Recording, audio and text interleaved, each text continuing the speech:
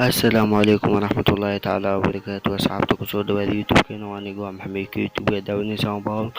Waxaan leeyahay soo dhawaada. Maanta waxaan idin wadaa cashar cusub.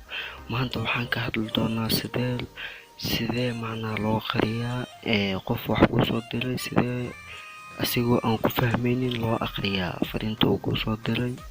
Okay, insha Allah farsamadaas ayaan idin wadaa maanta. Aan isla socono insha Allah. Fariinta uu kuu soo diray asigoo aan ku fahmayn ayaad aqrinaysaa insha Allah.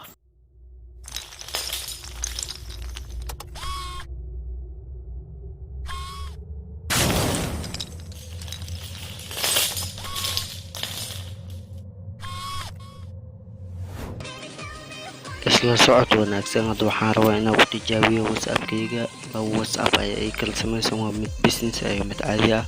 whatsappka caadi ayaan idin tusayaa meesha aad kasoo xiri lahayd reedkaasiti. markaas whatsappkayga kale ayaan qoraal kasoo diray. halkaas saddexda dhibcood ayaad daawanaysaa. saddexda dhibcood markaad daawato halka hoose ee settingska ayaad kasii dooranaysaa. settingska markaad ka doorato sidaan ayuu kuu soo baxayaa. accounts ayaa kasii dooranaysaa. halka akoonta markaad ka doorato halka oo price-ka ay ku qorantahay koro ayaad kasii dooranaysaa. marka aad ka doorato qaybtaas waa qaybta last sync inaa online tiles ka qariyo. qaybta kalena waa qaybta profile-kaada inaad u ogolaatid inay qof arkin sawir kuu saaran. qaybtan hoose hadda aan u baahana aniga ay ku qorantahay read, halkaas ayaad off ka dhigaysaa ee onka ah ayaad off ka dhigaysaa. markaad off ka dhigto waan kasoo bixinaa. whatsappkeena kale ayaan soo gelaynaa, waan idin tusayaa. whatsappkayga kale ayaan fariin kasoo dirayaa. maga aan isla socono insha Allah. whatsappkayga kale waa kana ayaan fariin kasoo dirayaa. assalaamu calaykum walaal ayaad soo dhahaybo. assalaamu calaykum walaal, hello aan kusoo qoraa. asxaabta isla socod wanaagsan. marka aan hello soo diro sidaan waa kana hadda qoraalka aan soo diray waa kaasa. assalaamu calaykum walaal, xaalada hello ayaan usoo diray.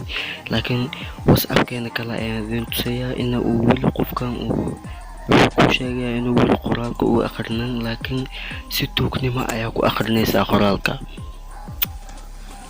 si tuugnimo ayaad ku aqrinaysaa. hadda waxaan soo qorayaa maxamed AK ayaan soo qorayaa. qoraalka aan soo qoray adigu waxaad u malaynaysaa inuu aqrinin, laakiin si tuugnimo ayaan ku aqrinaynaa insha Allah. aan isla socono.